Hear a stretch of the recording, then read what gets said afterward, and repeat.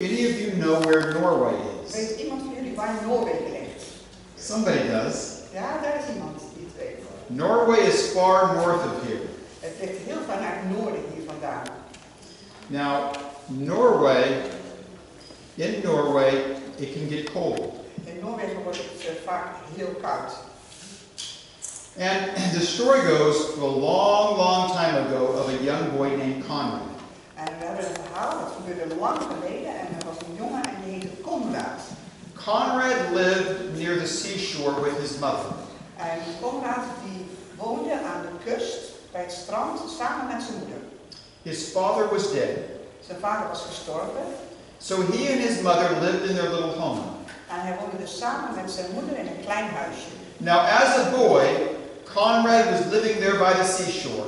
Dus als jongetje woonde hij dus daar bij de kust. And one day he noticed that a large bird, a stork, had made her home on the roof of their house. En op een dag zag hij dat een ooievaar een nest had gebouwd op het dak van hun huis.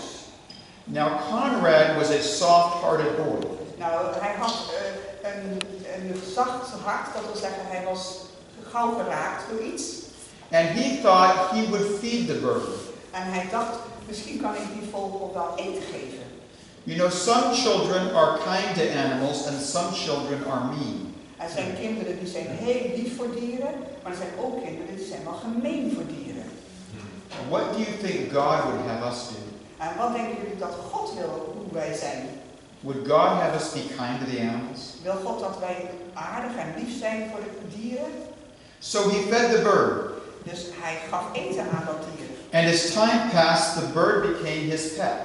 En na een tijdje werd die vogel eigenlijk zijn soort van huisdier. And at the end of the season, when summer was over, En toen het zomerseizoen bijna voorbij was, and the cold winter was coming, en de koude winter eraan kwam, the bird left and flew south, somewhere far to the south for the winter. toen ging die vogel, die vloog weg en die ging heel ver in het zuiden overwinteren. But the next spring, the bird came back Maar de volgende voorjaar, toen kwam die vogel weer terug. and made her nest at the home of the roof of their house again. En die kwam terug naar hetzelfde nest bovenop het dak van hun huisje. And Conrad continued to feed her. En Conrad gaf haar nog steeds te eten. And Conrad could call to her and she would come to him. En als Conrad riep, dan kwam die vogel naar hem toe. She was his pet. Het werd dus echt een huisdier van hem. But Conrad was growing up to be a young man. Maar Conrad werd groter en hij werd een jonge man. And soon he had to go to work. En hij moest gaan werken. And he got his first job on a sailing ship. En zijn eerste baan was op een zeilschip. In those days, the ships had big sails. En in die dagen waren er schepen met hele grote zeilen.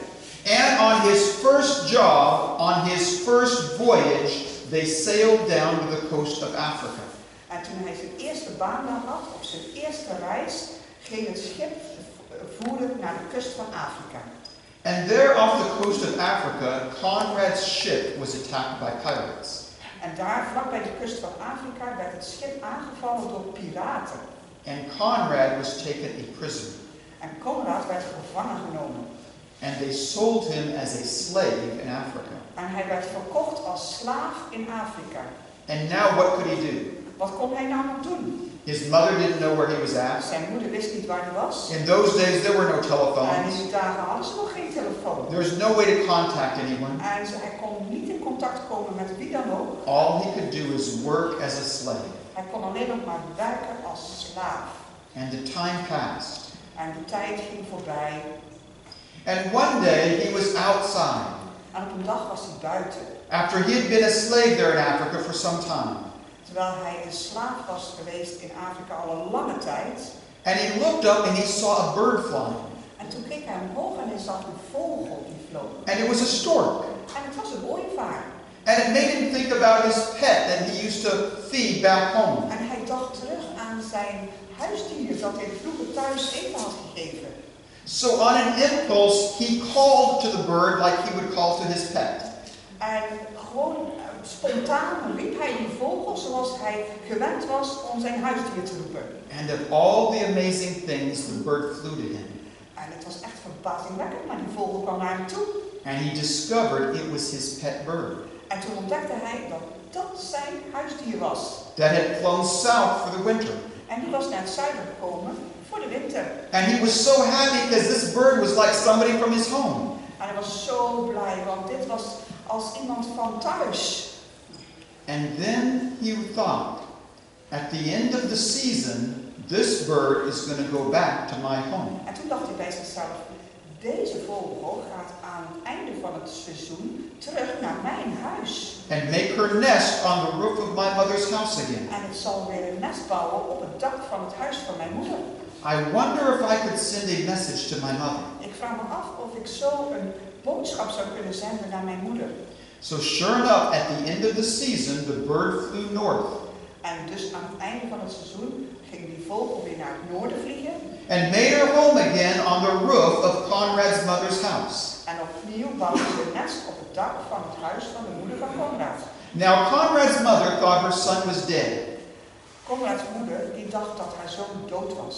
And in memory of her son, she went out to feed the bird that he loved so much. En in herinnering aan haar zoon ging zij naar buiten om die vogel te voeden, waarvan ze wist dat haar zoon daar zoveel van hield. When she noticed there was something attached to this bird. En toen zag ze dat er iets vast zat gemaakt aan die vogel. So she took it off and discovered it was a note from her son. En ze nam het eraf en ze ontdekte dat het een briefje was van haar zoon. That he was being held as a slave in Africa. En daarin stond dat hij als slaaf in Afrika was. So she took the note and she went to her pastor, her preacher. En ze nam het briefje mee naar haar predikant. And she showed him the note and told him what happened. En ze liet hem het briefje lezen en vertelde wat er was gebeurd. And the preacher was almost moved to tears. En de predikant ging bijna huilen van het verhaal. And the preacher took the note and went to see the king of Norway. En hij ging met dat briefje, die predikant, naar de koning van Noorwegen. And he told the king the story of Conrad and the bird. En hij vertelde de koning het verhaal van Conrad en de vogel. And the king says, we must help the boy. En de koning zei, die jongen moeten wij helpen. So the king authorized a ship full of soldiers to sail to Africa to look for Conrad to rescue him. En de koning gaf opdracht dat een schip vol met soldaten naar Afrika zou gaan om hem te redden. And the ship returned with Conrad rescued from the slave traders.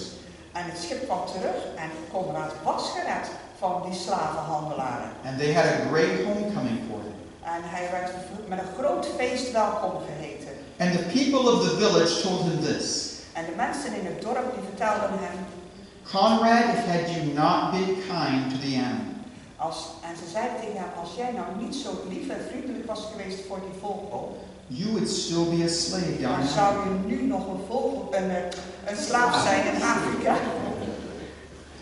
The Bible tells us De Bijbel vertelt ons, that as we do unto others, zoals wij naar anderen doen, so it is done unto us. zo zal het ook naar ons worden gedaan. If we have hearts that show kindness and mercy to others, Als wij harten hebben die vriendelijk en aardig zijn voor anderen, so kindness and mercy will be shown to us. zo zal er ook vriendelijkheid en genade aan ons gegeven worden.